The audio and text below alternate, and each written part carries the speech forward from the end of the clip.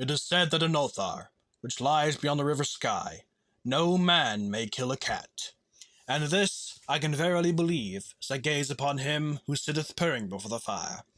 For the cat is cryptic, and close to strange things which men cannot see.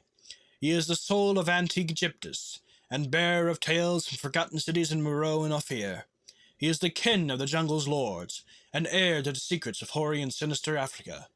The Sphinx is his cousin, and he speaks her language, but he is more ancient than the Sphinx, and remembers that which she hath forgotten. In Ulthar, before ever the burgesses forbade the killing of cats, there dwelt an old cotter and his wife, who delighted to trap and slay the cats of their neighbours. Why they did this, I know not, save that many hate the voice of the cat in the night, and take it ill that cats should run stealthily about yards and gardens at twilight. But whatever the reason, this old man and woman took pleasure in trapping and slaying every cat which came near to their hovel, and from some of the sounds heard after dark, many villagers fancied that the manner of slaying was exceedingly peculiar. But the villagers did not discuss such things with the old man and his wife, because of the habitual expression on the withered faces of the two, and because their cottage was so small and so darkly hidden under spreading oaks at the back of a neglected yard. In truth, much as the owners of cats hated these odd folk, they feared them more, and instead of berating them as brutal assassins, merely took care that no cherished pet or mouser should stray toward the remote hovel under the dark trees. When through some unavoidable oversight a cat was missed, and sounds heard after dark, the loser would lament impotently, or console himself by thanking fate that it was not one of his children who had thus vanished. For the people of Ulthar were simple, and knew not whence it is all cats first came.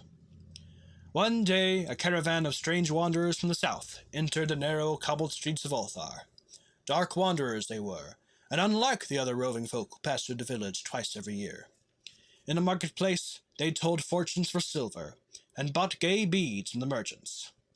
What was the land of these wanderers, none could tell, but it was seen that they were given to strange prayers, and that they had painted on the sides of their wagons strange figures with human bodies and the heads of cats, hawks, rams, and lions. The leader of the caravan wore a headdress with 2 horns and a curious disc betwixt the horns. There was in this singular caravan a little boy with no father or mother, but only a tiny black kitten to cherish. The plague had not been kind to him, yet had left him this little furry thing to mitigate his sorrow, and when one is very young, one can find great relief in the lively antics of a black kitten. So the boy, whom the dark people called Menes, smiled more often than he wept, as he sat playing with his graceful kittens on the steps of an oddly painted wagon. On the 3rd morning of the wanderer's stay in Ulthar, Menes could not find his kitten, and as he sobbed aloud in the marketplace, certain villagers told him of the old man and his wife, and of sounds heard in the night. And when he heard these things, his sobbing gave place to meditation, and finally to prayer. He stretched out his arms toward the sun, and prayed in a tongue no villager could understand, though indeed the villagers did not try very hard to understand, since their attention was mostly taken up by the sky and the odd shapes the clouds were assuming.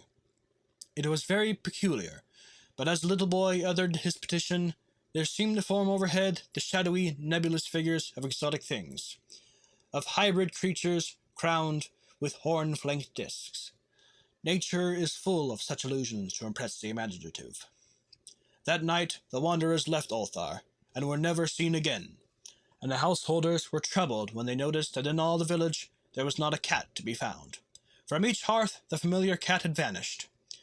Cats large and small, black, grey, striped yellow and white. Old Cranon, the burgomaster, swore that the dark folk had taken the cats away in revenge for the killing of Menes' kitten, and cursed the caravan and the little boy.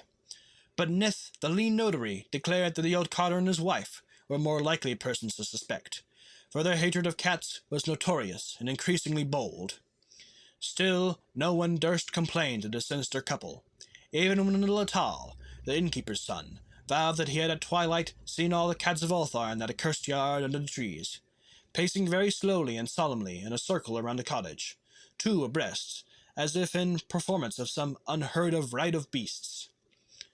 The villagers did not know how much to believe from so small a boy, and though they feared that the evil pair had charmed the cats to their death, they preferred not to chide the old cotter till they met him outside his dark and repellent yard. So Ulthar went to sleep in vain anger, and when the people awaked at dawn, behold, every cat was back at his accustomed hearth. Large and small, black, grey, striped, yellow and white. None was missing. Very sleek and fat did the cats appear, and sonorous with purring content. The citizens talked with one another of the affair, and marvelled not a little. Old Crannan again insisted that it was the dark folk who had taken them, since cats did not return alive from the cottage of the ancient man and his wife. But all agreed on one thing, that the refusal of all the cats to eat their portions of meat or drink their saucers of milk was exceedingly curious. And for 2 whole days the sleek, lazy cats of Ulthar would touch no food, but only doze by the fire or in the sun. It was fully a week before the villagers noticed that no lights were appearing at dusk in the windows of the cottage under the trees.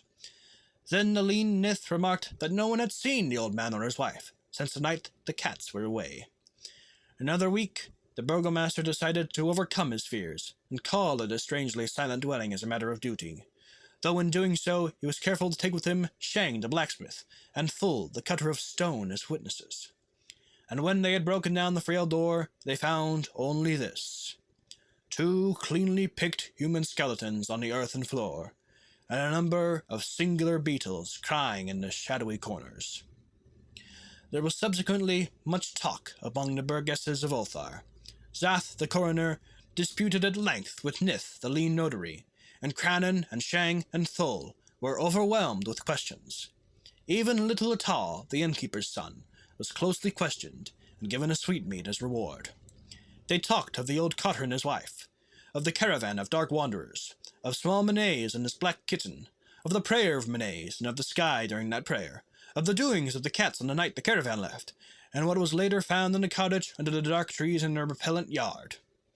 And in the end, the burgesses passed that remarkable law, which is told of by traders on Hatheg and discussed by travellers of Near, namely, that in Ulthar no man may kill a cat.